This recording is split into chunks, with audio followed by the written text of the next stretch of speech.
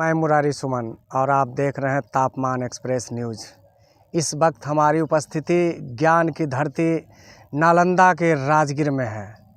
आप हमारे विजुअल से देख रहे होंगे कि हम अभी राजगीर के पहाड़ के वादियों में हैं और हमारे साथ एक शख्स मौजूद है जो कि भारतीय सेना में वायु सैनिक के तौर पर 32 साल तक सेवा दे चुके हैं और ये पटना साइंस कॉलेज के विद्यार्थी भी रह चुके हैं। सर, सबसे पहले चैनल में आपका स्वागत है। धन्यवाद।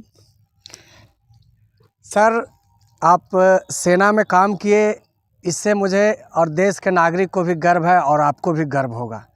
सर, आप जब सेना में काम किए, किस तरह से कड़ी परिस्थितियों में कोई ऐसा वाक़या बताएं जिससे कि आप हमारे चैनल देखने वाले लोगों को ये बता सकें कि कितनी कड़ी मेहनत, कितनी कठिन परिश्रम होती है इस जॉब को करने में। देखिए, भारतीय वायुसेना बहुत रोमांचक और एडवेंचरस है और 24 घंटा तक ड्यूटी हम लोग करते हैं, लेकिन बहुत लाइफ में आनंद भी आता है, क्योंकि कठिन से कठिन काम करने में भी जब फल निकलता है अच्छी, तो बहुत आनंद आता है। और आजकल हम देखें कि हमने वो जब 2016 में पठानकोट में हमला हुआ था, आतंकवादी हमला, मैं वहीं पोस्टिंग था उस समय। तो मैंने फायरिंग भी किया और उधर से भी फायर हुआ। मैं देखा कि कितने उन लोग क्रूर होते हैं, कितने जीवट होते हैं और कैसे उनके पास निर्ममता नाम की चीज़ नहीं है। हमारे 8 भाइयों को शहीद कर दिया था और हमने लड़ा है और 2 दिन भूखे प्यासे गोलियां चलाते रहे। तो हमें इस तरह का गर्व होता है कि चलिए, देश के लिए हमने भूखे प्यासे रहे या गोलियां चलाई या गोली खाई भी, तो वो आनंद आता है कि हम देश के लिए कुछ किए हैं। हम इसके लिए हैं कि हमें संतुष्टि मिलती है अपनी ज़िंदगी का कि अपने जीवन में मैंने कुछ किया है। सेना में जाने से पहले आपके इस तरह के उद्देश्य थे कि हम देश को कड़ी चुनौतियों से जूझकर देश का सेवा करेंगे?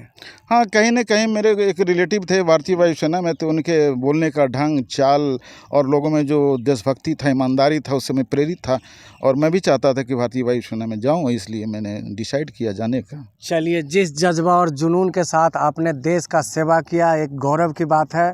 सर, आपसे एक सवाल लेना चाहूँगा। अभी जो पहलगाम में सैलानियों के साथ जो निर्मम हत्या हुआ, हमारे देश के नागरिक जो कि वहाँ घूमने गए हुए थे, उनके साथ आतंकवादियों ने क्रूरता के साथ हमला करके उनके पत्नी और बहन के सामने उनको ना जाने किस तरह से मौत के घाट उतार दिए। क्या कहना चाहेंगे सर आप अपने शब्दों में, एक सैनिक के तौर पर? मैं जब न्यूज़ देखा कि हमारे 27 भाइयों के लगभग हत्या कर दिया, उसमें कुछ फौजी लोग भी थे, इंटेलिजेंस के लोग भी थे, सिविलियन भी थे, नई नई शादियां हुई थी, वो थी, उन्हीं बहनों को मैं रोते हुए देखा, कलपते हुए देखा। खून तो मेरा भी बहुत गर्म हुआ, लगा कि फिर ज्वाइन कर लूँ। लेकिन बात यह है कि वो परिस्थिति जो होती है कि आज तक सैलानियों पर कभी अटैक नहीं हुआ था और इनपुट तो था, हमारे इंटेलिजेंस डिपार्टमेंट फेलवर नहीं था, इनपुट था, लेकिन सेना को लगा या CRPF को लगा या जम्मू कश्मीर पुलिस को लगी कि सैलानियों पर तो आज तक किया नहीं, तो वो अपने अपने इंस्टीट्यूशन पर ध्यान दिए और लेकिन जो भी उनकी हत्या कर दिया वो निर्मम तरह से, कायरों की तरह पाकिस्तानियों ने भेजा हमारे देश को तोड़ने के लिए। उनको लगा कि हिंदू मुसलमान में तो दोस्ती हो रहा है, कश्मीर में तो बाहर आ गया, सैलानियाँ आना शुरू हो गया, तो उनको लगा कि इनको तोड़ने के लिए, देश में त्राही मचाने के लिए, पाकिस्तान का तो एक ही देश है, हमारे देश का टुकड़ा करना, उनको बांग्लादेश का तो बदला लेना है कि हमारे बांग्लादेश को अलग किया तो इनको भी करें, तबाह करें, भारत की तरक्की से वो परेशान है, तो इसलिए वो आतंकवादियों पर करके भेजते हैं और साथ में कि हिंदू मुसलमान में झगड़ा फैले, इसलिए उन्होंने किया। और कुछ भाइयों ने हमारे भी देश के लोग अच्छा नहीं किए कि बढ़ावा दिए शुरू में, वो फिर बाद में मामला सलट गया, सच्चाई आ गई, समझ गया पाकिस्तान का इरादा क्या है कि भारत के टुकड़े करना है। इसलिए सब शांतिपूर्वक हिंदू मुसलमान सब एक साथ रहे और देश के साथ, देश के पक्ष में लोग जुलूस निकाले, कैंडल मार्च निकाले। बड़ा अच्छा लगा कि ये भाईचारा बना रहे, हमारे देश की एकता व अखंडता बनी रहे। धन्यवाद। ये जो वक्फ बोर्ड अभी हाल फिलहाल में सरकार लाई, नया कानून पास किया, कहीं ना कहीं क्या लगता है कि उसको मद्देनज़र रखते हुए देश को एक बड़ा घात पहुंचाने का काम उस योजना के तहत, क्योंकि इनपुट मिला हुआ था, लोग जान रहे थे, न्यूज़ चैनलों में ये बात चल रही थी कि 2-4 दिनों में हम सैलानियों के साथ हमला करेंगे, टूरिज़्म पर हम हमला करेंगे। सर इसमें क्या कहेंगे? नहीं, कहीं न कहीं बात आपकी अच्छी है कि क्यों वक्फ बोर्ड बनाने से पासमानदा मुस्लिम तो खुश हैं, लेकिन जो उसमें धनी वर्ग हैं जो डोमिनेट करते हैं मुस्लिम समाज को, वो नाराज़ थे काफ़ी। सोचे कि इसी बहाने आग लगा देंगे, हिंदू उन पर अटैक कर देगा और फिर देश तबाह तबाह हुआ, गिरजुद में फैल जाएगा। हमारा देश वो अफ़गानिस्तान बनाना चाहते हैं या सीरिया बनाना चाहते हैं, लेकिन हमारे देश के लोग इतने बुज़दिल और इतने मूर्ख नहीं हैं, वो बहुत समझदार हैं। देश को टूटने नहीं देंगे, देश की एकता बनाए रखेंगे, भाईचारा बनाए रखेंगे। सर आपने एक सैनिक के तौर पर देश की सेवा की है, क्या अभी अगर उस तरह का मूवमेंट पैदा हो तो क्या आप देश के लिए गोली चलाने सरहद पे जा सकते हैं? ज़रूर ज़रूर, क्यों नहीं। ऐसे तो मेरी एक हाथ टूटी हुई है गोली लगने से और वो नट बोल्ट से टाइट है, लेकिन फिर भी मैं जाऊंगा। दिखाएंगे सर? हाँ, ज़रूर ज़रूर दिखाऊंगा मैं। शुभम जी हमारे कैमरा पर्सन दिखाएंगे अपने वीडियो के देखिए, माध्यम नट से कि इनको गोली लगी थी ये नट और बोल्ट से किस टाइट तरह है। से ये इनका हाथ एक तरह से कह सकते हैं कि आर्टिफिशियल हो गया है, नट वो बोल्ट वाला से टाइट है, नेचुरलिज्म नहीं रह गया प्लेट है। लगा हुआ है, फिर भी मैं गोली चला लेता हूँ। क्या बात है सर, कितना गौरव की बात है कि आपको गोली लगने के बाद भी आपके जहन में कहीं ना कहीं वो जज्बा है देश की सेवा करने का। बहुत सुंदर सर, बहुत बढ़िया। सर आप अब सेवानिवृत्त हो गए हैं, बीआरएस ले लिए हैं, ऐसा ही कुछ? जी जी। तो इसके बाद अभी आपका वर्तमान में क्या चलता है? क्योंकि रिटायर होने के बाद लोग कुछ ना कुछ करते हैं, आप किस समय क्या करके अपना मन बहलाते हैं?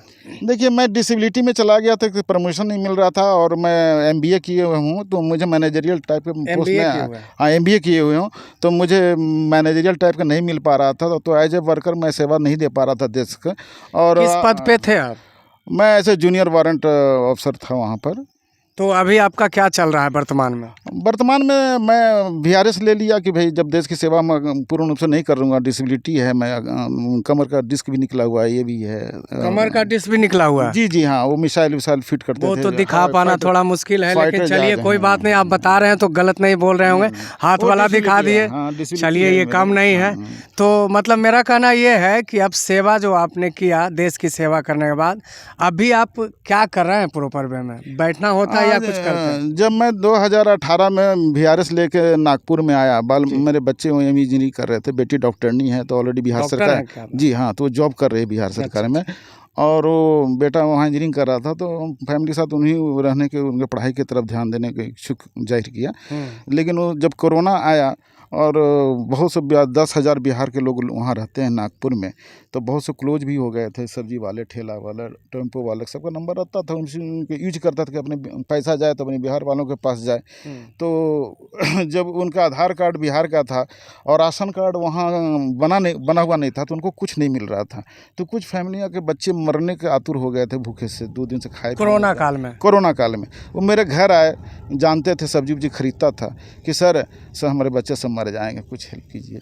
तो मैं उनको जो है से 10 किलो चावल, 10 किलो आटा, दाल, तेल, साबुन वगैरह खरीद के मैंने अपने घर से? हाँ, अपने घर से मैंने दिया।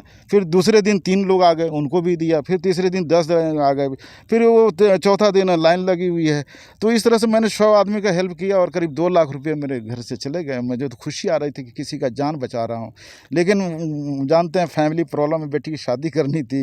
अमरीन भाई बोली कि आप अगर सबको दाने में डाल दीजिएगा तो बेटी की शादी बिहार में जानते हैं कितना तिलक दहेज चलता है, तो कैसे करेंगे।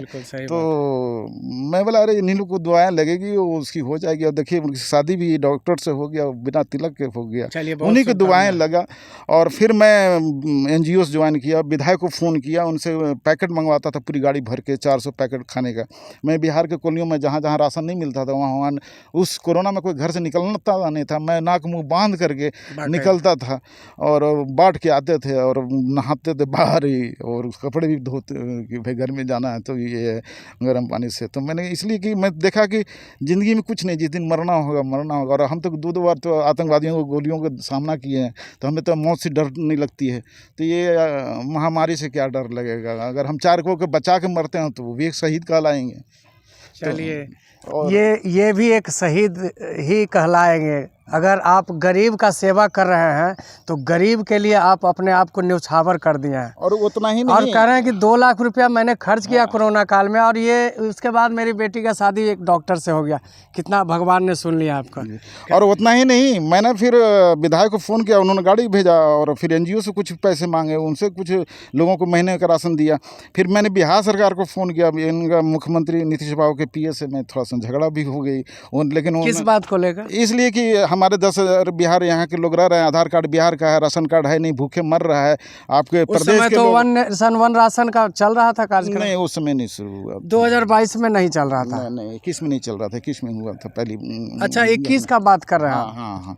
तो वो जो है से नहीं, तो फिर वो मुख्यमंत्री जी हमसे बात किए, फिर उन्होंने बोले, मैं बोला कि सर मैं साइंस कॉलेज में पढ़ता था, आपके साथ हम कुछ किए हैं छात्र राजनीति, तो हम अभी क्या कर रहे हो कि सर भारतीय वायुसेना में 32 साल थे, इसलिए भेंट नहीं हुई आपसे, कोई ज़रूरत पड़ा नहीं हमें, और मैं इधर गरीबों की सेवा करता हूँ, हेल्प करता हूँ, पॉलिटिकल पार्टी से हेल्प करवाता हूँ, लेकिन यहाँ से मिल नहीं रहा है, कुछ कीजिए नहीं तो मर जाएगा भूखे।